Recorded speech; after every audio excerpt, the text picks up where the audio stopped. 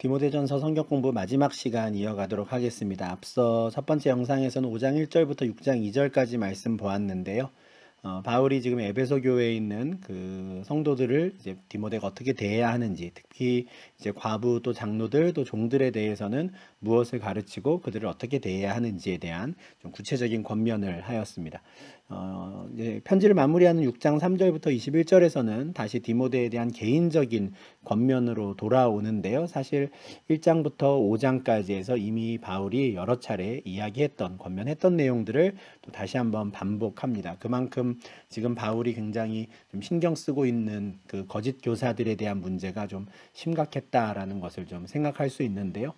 3절과 4절에서 바울이 이렇게 말하죠. 누구든지 다른 교훈을 하며 바른 말, 곧 우리 주 예수 그리스도의 말씀과 경건에 관한 교훈을 따르지 아니하면 그는 교만하여 아무것도 알지 못하고 변론과 언쟁을 좋아하는 자다. 누구든지 예외가 없습니다. 다른 교훈을 말하고요. 그리스도의 말씀을 따르지 않는다면 그런 사람들은 참된 그리스도인이 아니다라는 거죠. 주의 제자가 아니다라는 겁니다. 근데 이런 사람들이 지금 에베소 교회에 많이 있었던 거예요. 1장 3절 4절에서도 이미 바울이 그 사람들에 대해서 경계했지요. 어떤 사람들이 다른 교훈을 가르치고 있는데 그들에게 그렇게 하지 못하도록 명령해라 했습니다. 이것이 이제 디모데가 해야 되는 가장 중요한 일이었어요. 직분자도 세워야 했고 또 여러 가지 와해되어 있는 공동체를 세우기 위해서 해야 할 일이 많았지만 그중에 가장 중요한 것이 지금 다른 교훈을 말하는 거짓 교사들을 금하는 것, 그들로부터 공동체를 지키는 것이죠. 이 다른 교훈, 신화와 끝없는 족보에 몰두하는 이 사람들의 특징이 뭐냐면 끊임없이 변론을 한다라는 거예요. 말장난, 논쟁을 하기를 좋아한다라는 것인데 참된 믿음, 참된 경건에는 별로 관심이 없고요.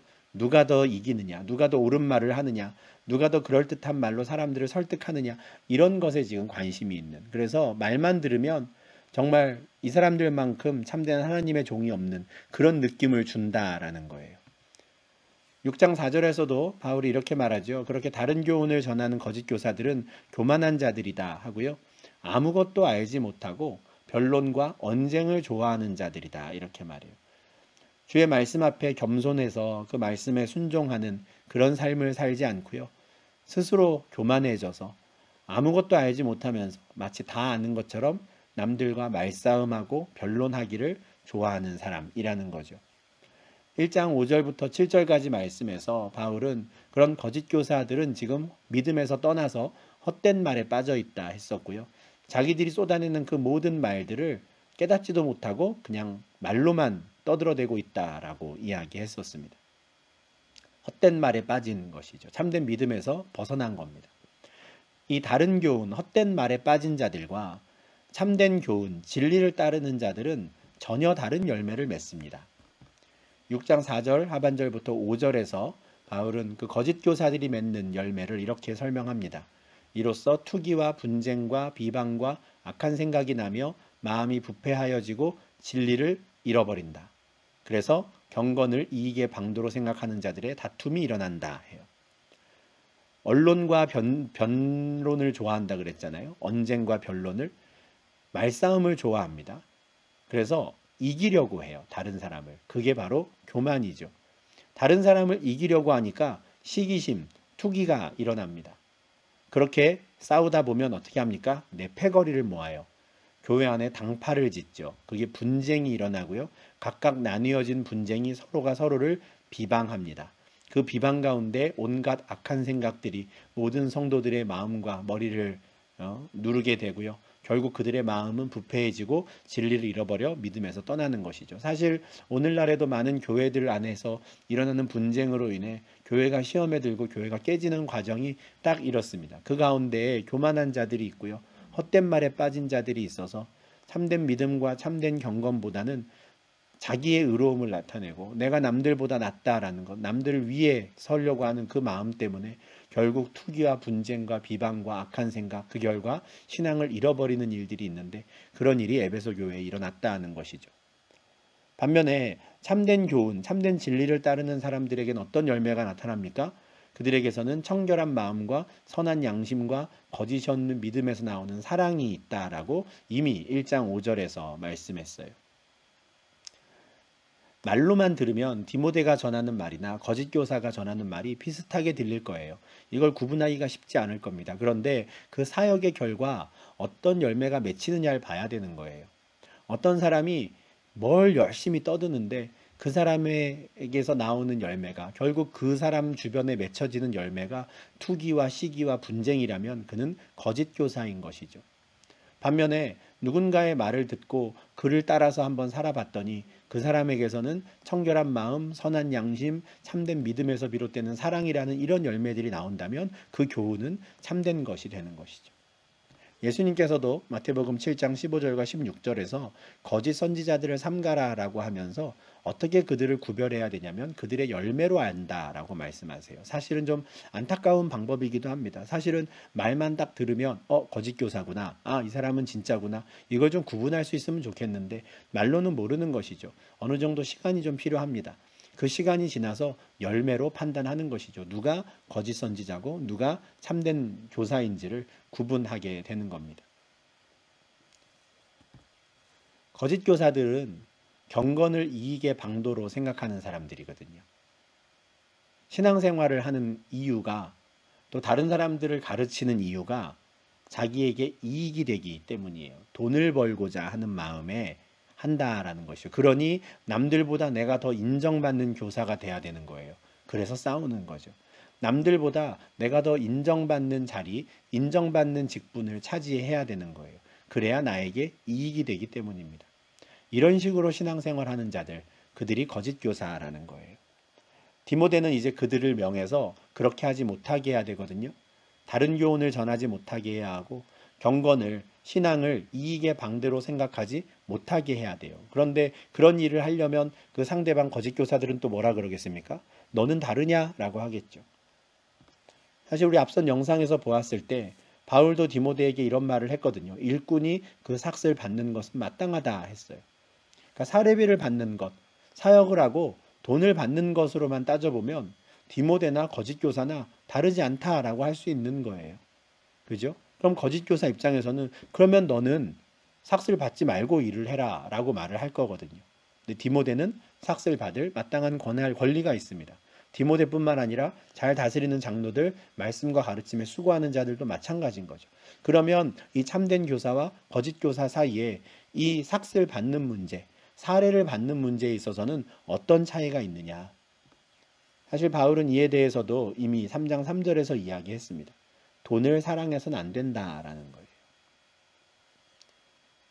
사례비를 받는 것 그 자체가 문제가 아니고요. 그 돈을 사랑하느냐 사랑하지 않느냐에 있는 것이죠. 돈을 사랑하는 자들은 경건을 자기의 이익의 방편으로 삼습니다. 돈을 더 벌기 위해서, 돈을 사랑하기 때문에 공동체에서 일을 해요. 돈을 더 많이 벌기 위해서 목사가 되고 돈을 더 많이 벌기 위해 장로로서 일하는 사람들, 그런 사람들은 거짓 교사인 거죠. 그러나 정당한 사례를 받는 것에 감사하고 자족하며 돈을 사랑하지 않고 하나님을 사랑하는 마음으로 그렇게 교회 공동체를 섬기는 자들, 그들이 진짜 좋은 참된 교사인 것이죠. 바울도 그래서 6장 6절부터 8절에서 이 자족하는 마음에 대해서 가르칩니다. 이 마음이 없다면 거짓 교사와 같은 거예요. 사례비를 받는다고 다 거짓 교사가 아니라 사례비를 받되 그 마음에 자족함이 있느냐 아니면 돈을 사랑하는 마음이 있느냐에 따라서 참된 교사와 거짓 교사가 나뉘는 것이죠. 만약에 자족하는 마음이 있다면 오히려 그때의 경건은 진짜 이익이 될 겁니다. 나에게 경제적인 이익이 아니라 그 사람에게 이익이 되는 것이죠. 경건은 금생과 내생에 유익한 것이거든요. 육체의 연단은 아주 작은 유익이 있지만 경건은 범사에 유익하다라고 했잖아요. 자족하는 마음이 있어야 이 경건이 정말 나에게 유익한 게 되는 것이죠. 돈을 벌어다 주기 때문에 이익이 아니라 정말 금생과 내생에 범사에 유익한 참된 경건이 될 수 있는 겁니다. 그러기 위해선 자족하는 마음이 있어야 하는 것이죠. 이와 같은 권면은 바울 자신의 경험에서 비롯된 권면으로 보입니다. 빌립보서 4장 11절과 12절에서 바울은 내가 궁핍함으로 말하는 것이 아니다 그래요. 내가 가난하기 때문에 이런 말하는 게 아니라 난 어떤 형편에든지 자족하는 법을 배웠다 하거든요.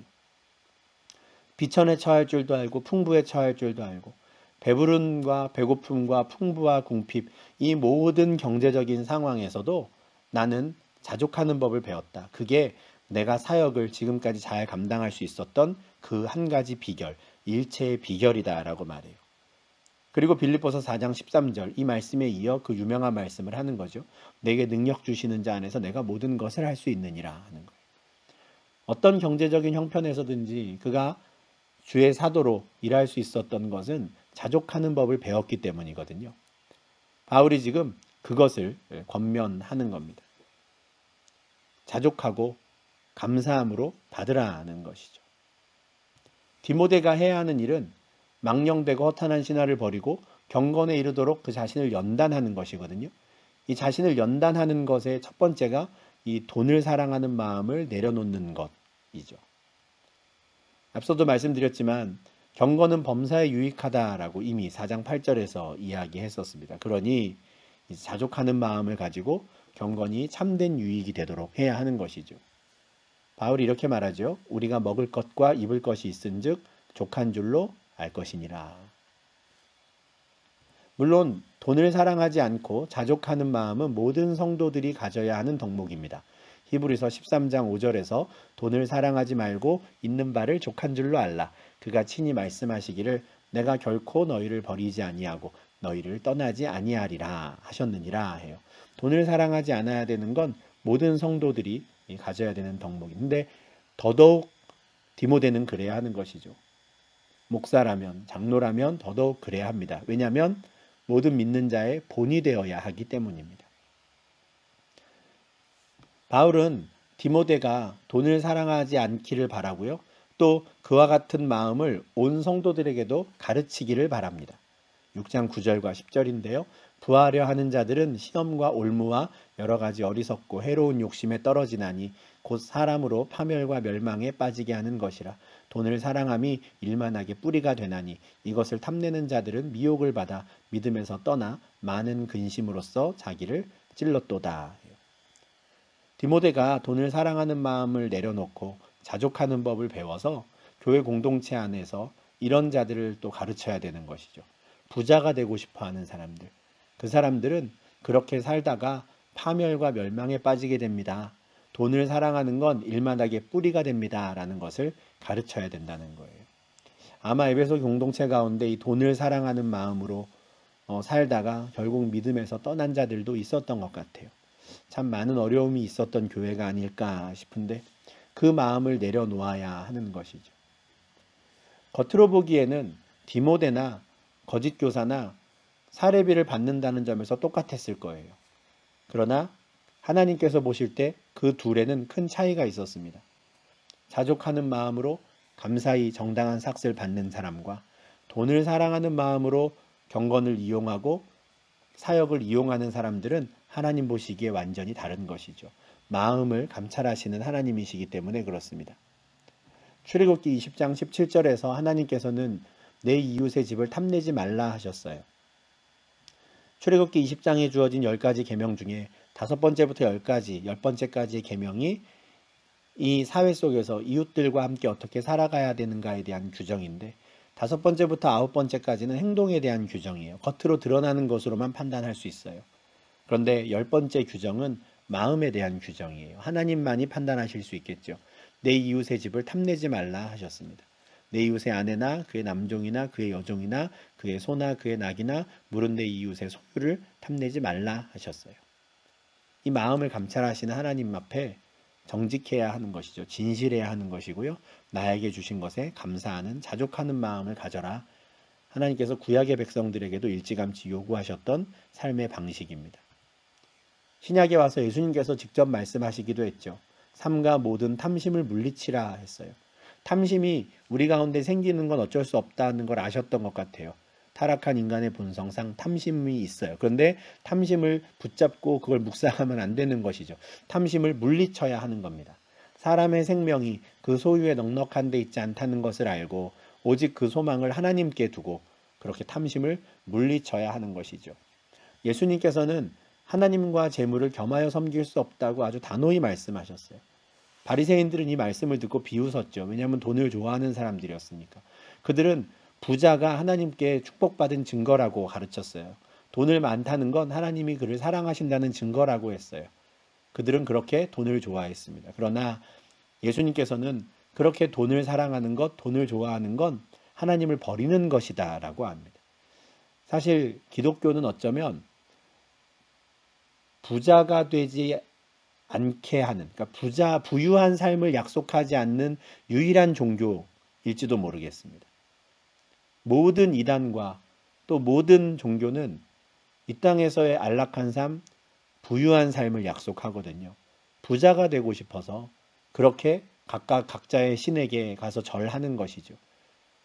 그런데 기독교는 전혀 다른 종교입니다. 재물을 섬기면 안 된다고 말하는, 하나님을 사랑해야 한다라고 말하는 종교예요. 바울이 디모데에게 전하는 권면도 이와 같습니다. 거짓 교사들은 돈을 사랑하는데 너는 그러면 안 된다고.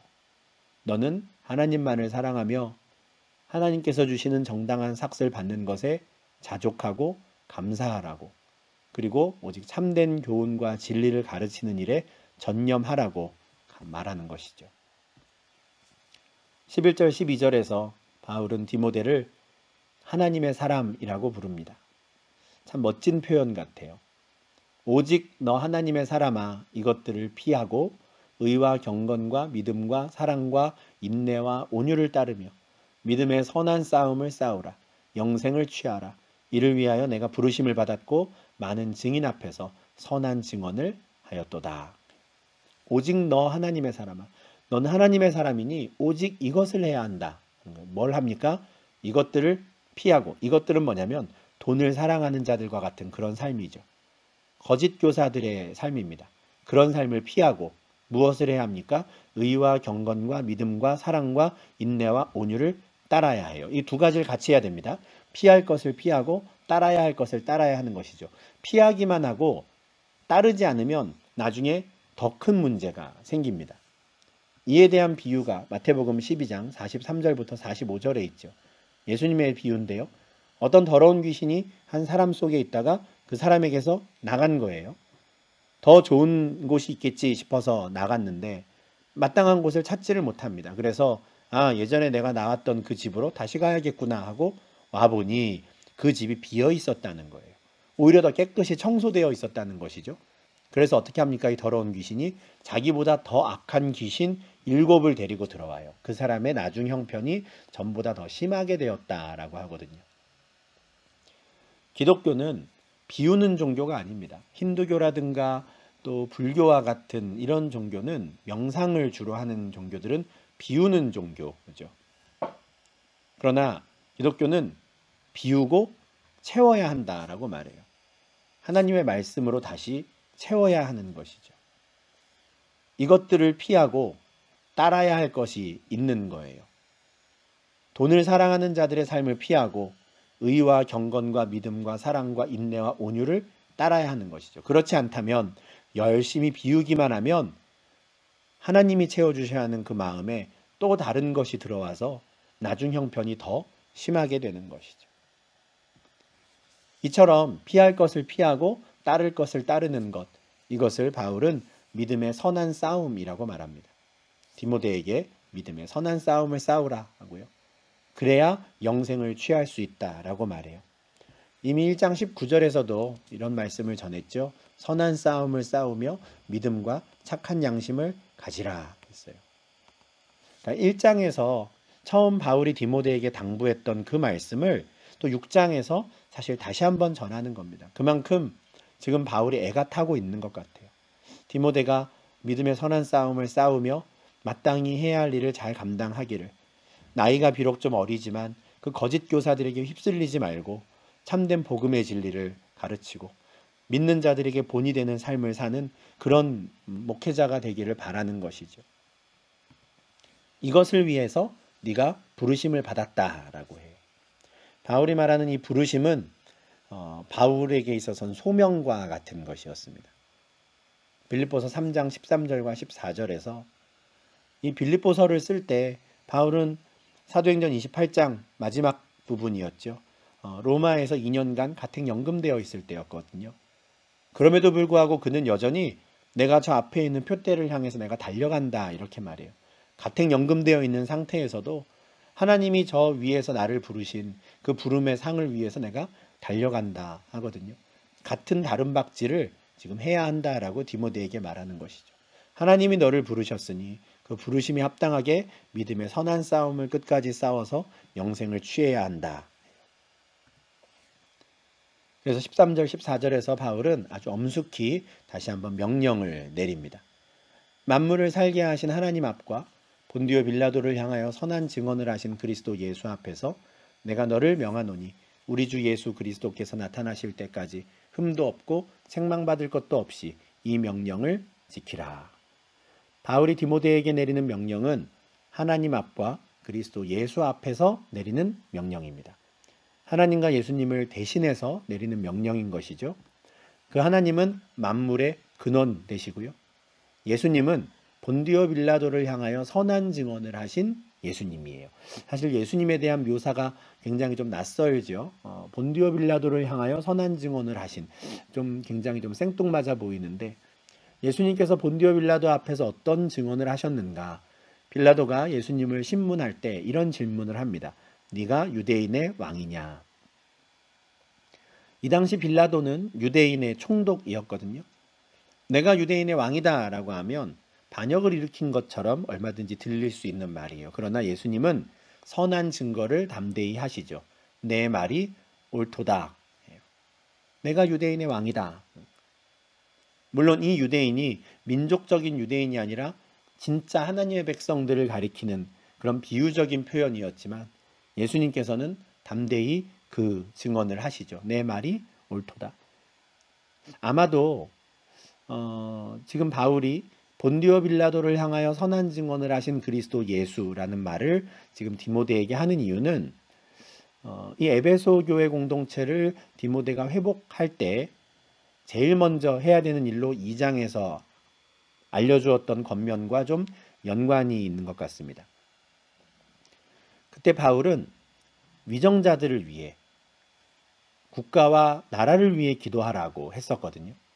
왜냐하면 평안한 중에 신앙생활 하기 위해서는 그게 바탕이 되어야 한다 했습니다. 그래서 임금들과 위정자를 위해 기도하라 했었거든요. 아마 그와 좀 연관된 겉면이 아닐까 싶어요.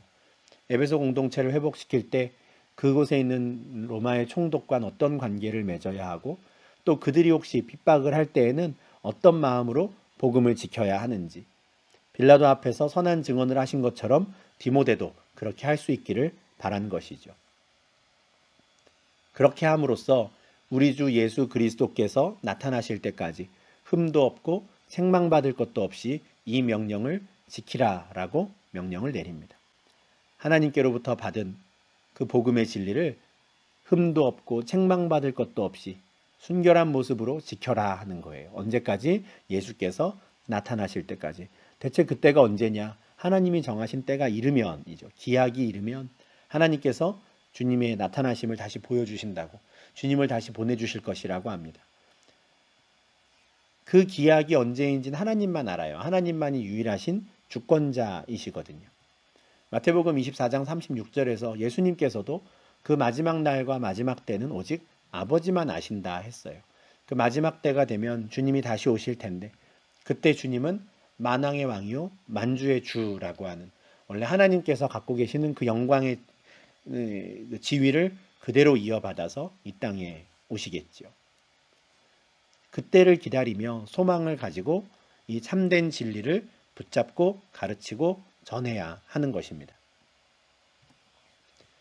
17절과 18절에서는 바울이 디모데에게 다시 한번 이 땅에서 부한자가 되고자 하는 그들에게 이런 명령을 내리라고 합니다. 내가 이 세대에서 부한자들을 명하여 마음을 높이지 말고 정함이 없는 재물에 소망을 두지 말고 오직 우리에게 모든 것을 후히 주사 누리게 하시는 하나님께 두며 선을 행하고 선한 사업을 많이 하고 나누어 주기를 좋아하며 너그러운 자가 되게 하라. 아무래도 이 돈을 좋아하는 사람들, 또 부자가 되고 싶어 하는 사람들을 경계하는 것, 이게 이제 바울이 디모데에게 좀 맡겼던 아주 중요한 일이었을 텐데, 그들을 이렇게 가르치라고 또 한 번 이야기하는 것이죠. 여러분의 소망을 하나님께 두십시오를 가르치라는 거예요. 여러분의 소망을 재물에 두지 마시고 하나님께 두십시오. 그래서 선을 행하고 선한 사업을 많이 하고 나누어 주기를 좋아하며 너그러운 자가 되기를 바랍니다. 이렇게 가르치라는 거죠. 저는 재물도 하나님께서 나누어 주시는 달란트라고 생각합니다. 은사라고 생각해요. 사실 그렇잖아요. 열심히 일하지 않는 사람이 누가 있겠습니까? 그런데 열심히 일하는데 누군가는 재물을 많이 모으고요. 누군가는 일용할 양식을 받습니다. 그냥 하나님께서 그렇게 때에 따라 나누어 주시는 거죠. 근데 재물을 많이 받은 사람이 그 재물을 가지고 또 무엇을 하는지 지켜보실 겁니다. 선을 행하는지, 선한 사업을 하는지, 나 혼자 그것을 먹고 마시는 데 쓰는지, 아니면 나누어 주기를 좋아하는지 지켜보시겠죠. 하나님께서는 재물이 있는 자들이 해야 되는 것은 구제하는 일이라고 말씀하세요. 나누어 주는 일. 그리고 그렇게 나누어 주는 일은 낡아지지 않는 아주 좋은 배낭을 저 하늘에 만들어 두는 것이다 라고 말씀합니다. 하나님께서 그렇게 지켜보신다라는 거죠. 바울이 이제 5장과 6장에서, 특히 6장에서 계속해서 이제 재물에 대한 이야기, 또 돈에 대한 이야기를 하는데, 일단은 우리가 성경 전반적으로 우리가 이 재물에 대해서는 어떤 입장을 가져야 되는지 아주 짧게 좀 말씀을 드리고 마무리를 하면 좋을 것 같습니다. 잠언 30장 8절 하반절과 9절에서 이런 말씀이 있죠. 아굴이라는 사람의 잠언인데요. 나를 가난하게도 마옵시고 부하게도 마옵시고 오직 필요한 양식으로 나를 먹이시옵소서. 혹 내가 배불러서 하나님을 모른다. 여호와가 누구냐 할까 하오며 혹 내가 가난하여 도둑질하고 내 하나님의 이름을 욕되게 할까 두려워함이니이다. 우리가 재물에 대해서 이런 태도를 가져야 하는 것이죠. 하나님, 저를 가난하게도 마시고 부하게도 마십시오 하는 거예요. 이유가 참 귀해요. 어떤 이유 때문입니까? 만약에 하나님이 나를 부하게 하셔서 내가 배가 부르면 하나님을 모른다 할까 겁이 납니다 하는 거예요. 인간의 타락한 본성을 너무 잘 아는 거죠. 내가 돈이 많으면 하나님을 의지하지 않아요. 돈을 의지하지요. 그리고 돈이 많으면 더 많은 돈을, 재물을 탐내게 됩니다. 돈을 사랑하게 되는 것이죠. 하나님이 아니라 재물을 사랑하는 자가 될까 두렵습니다 하는 거예요. 그렇다고 가난하게도 마십시오. 왜냐하면 내가 가난해져서 다른 사람의 물건을 훔침으로, 도둑질해서 하나님의 이름을 욕되게 할까 두렵습니다. 이것도 참 귀한 기도죠. 우리가 이렇게 기도할 수 있으면 좋겠어요. 하나님, 저를 가난하게도 마십시오. 저를 부하게도 마십시오. 만약에 가난하게 하신다면 이렇게 기도하는 거죠. 하나님, 이렇게 계속 제가 가난하면 하나님의 이름을 욕되게 하는 일을 할까 두렵습니다. 긍휼을 베풀어 주십시오. 기도하는 거고요. 만약에 하나님이 우리를 부하게 하신다면 또 이렇게 기도하는 겁니다. 하나님, 이렇게 하다가는 제가 하나님을 모른다 할 것 같습니다. 제가 나에게 주신 이 재물을 어떻게 쓰는 게 좋을까요? 고민해야 하는 것이죠. 선을 행하는데 써야 하는 것입니다. 이것이 바로 참된 생명을 취하는 거예요. 이 땅에서 부한 자들, 이미 부자가 된 자들이 해야 되는 일인 것이죠.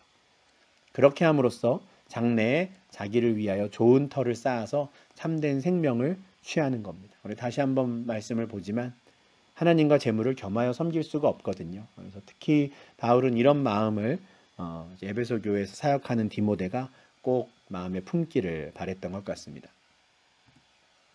이제 마지막 구절인데요. 20절과 21절입니다. 디모데야, 망령되고 헛된 말과 거짓된 지식의 반론을 피함으로 내게 부탁한 것을 지키라. 이것을 따르는 사람들이 있어 믿음에서 벗어났느니라. 은혜가 너희와 함께 있을지어다. 한 번 더 이제 디모데 이름을 부르죠. 편지를 시작할 때 아들 디모데야 이렇게 시작을 했는데요. 마무리할 때 다시 한번 이름을 부릅니다. 참 애틋한 마음으로. 지금 부득이한 사정으로 얼른 지금 디모데가 있는 에베소로 가지 못하는 이 상황에 대한 미안함도 좀 포함되어 있는 것 같고요. 그렇지만 또 다시 한번 그 이름을 부르며 그를 일깨우고자 하는 것 같습니다. 망령되고 헛된 말, 거짓된 지식의 반론을 피해라. 논쟁에, 변론에 휩싸이지 말아라 하는 것이죠. 디모데가 해야 되는 것은 바울로부터 부탁받은 것을 지키는 거예요. 참된 진리를 가르치고 참된 교훈을 가르치고 그리고 그렇게 함으로써 자기 자신도 또 참된 경건에 이르러야 하는 것이죠. 만약에 그렇게 하지 않으면 어떻게 하면 됩니까? 믿음에서 벗어나게 되는 것이죠. 반론에 휩싸이지 않도록, 변론에, 논쟁에 휩쓸리지 않도록 당부하는 것입니다. 이 일을 위해 하나님의 은혜를 구하는 것으로 편지를 마무리합니다. 은혜가 너희와 함께 있을지어다. 우리가 1장부터 6장까지 바울이 디모데에게 전하는 권면을 보면 정말 하나부터 열까지 정말 사람의 힘으로는 할 수 없는 일들인 것 같아요. 그 척박한 에베소 땅에서 그 로마 총독과 그리스도인들을 박해하는 그 위정자들 앞에서 교회 공동체를 회복해야 하고요. 또 교회 공동체 내부에는 여전히 거짓 교사들이 음흉한 목적을 가지고 경건을 이익의 방도로 삼고 성도들을 미혹하고 있는 상황에서 그 공동체를 다시 회복시켜야 하는 것이죠. 그 가운데 다시 한번 참된 복음의 씨앗을 뿌려야 하는 겁니다. 참 힘든 사역을 맡게 되었는데 그 일을 위해서 하나님의 은혜가 필요한 것이죠. 하나님께서 함께 하셔야 가능한 일임을 이미 바울은 알고 있었기 때문에 마지막에 이와 같은 축복으로 편지를 마무리하는 것 같습니다. 네, 이렇게 해서 우리 디모데전서 말씀 우리가 4번에 걸쳐서 총 영상으로는 이제 8개의 영상으로 우리가 구분해서 보았는데요. 이 말씀들을 우리가 좀 잘 묵상하고 또 우리가 속해 있는 지금 로테르담 사랑의 교회 또 우리 교회 공동체의 모습에 또 잘 비추어서 우리가 또 하나님 보시기에 합당한 공동체가 되기 위해서는 어떤 마음가짐으로 나는 신앙생활을 해야 하고 우리가 꼭 지켜야 하는 것은 무엇이고 우리가 피해야 하는 것은 무엇이며 우리 교회에 앞서 목사, 장로, 권사, 집사로 또 세워져서 일하고 있는 분들을 위해서는 우리가 무엇을 기도해야 하고 또 앞으로 새롭게 세워질 또 새로운 직분자들을 위해서는 우리가 어떤 기준으로 또 우리가 바라보고 무엇을 위해 그것을 또 기도해야 하는지 또 함께 고민하는 일들을 계속 할 수 있으면 좋겠습니다. 네, 하반기에 저희가 에베소서와 디모데전서 보았는데 에베소서는 에베소 교회 일반 성도들에게 보낸 편지였고요. 디모데전서는 그곳에서 목회했던 목회자 디모데에게 보낸 편지였습니다. 우리가 이 두 통의 편지, 디모데 후서까지도 이제 마찬가지지만 이 편지들은 그 당시 로마 제국 시대 때 아시아 지역, 특히 에베소라고 하는 그 도시에 보내졌던 편지였음을 우리가 좀 같이 기억하며 이 세 통의 편지를 또 잘 이해할 수 있으면 좋겠습니다. 우리가 함께 공부한 내용들 정말 필요할 때마다 성령께서 생각나게 하시고 더 깊은 말씀의 의미를 깨닫게 하시기를 기도하겠습니다. 오늘도 오랜 시간 함께 하셨고요. 또 감사드리고 또 하반기에 성경 공부 가운데 함께 해주셔서 감사합니다. 내년 상반기 성경 공부는 우리가 3월부터 다시 시작하도록 하겠습니다. 오늘도 수고 많으셨습니다. 감사합니다.